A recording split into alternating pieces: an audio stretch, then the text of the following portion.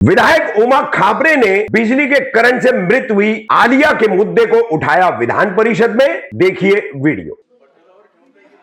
धन्यवाद सभापती महोदय, पॉइंट ऑफ इन्फॉर्मेशनच्या माध्यमातून मी इथे सांगू इच्छिते, ठाणे शहरातील मुंब्रा येथील कादर पॅलेस परिसरात झालेल्या पावसात यास्मीन बाग येथे एका 17 वर्षाच्या मुलीला विजेचा करंट लागल्यामुळे मृत्यू झालेला आहे। तिच्या आजीने तिला लहानाची मोठी केली, ती वयस्कर आहे। ही बाब धक्कादायक आहे।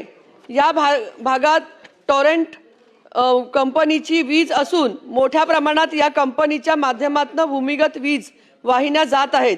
त्यात अनेक ठिकाणी उघड्या वीज वाहिन्या असल्याचे स्थानिकांचे मत आहे।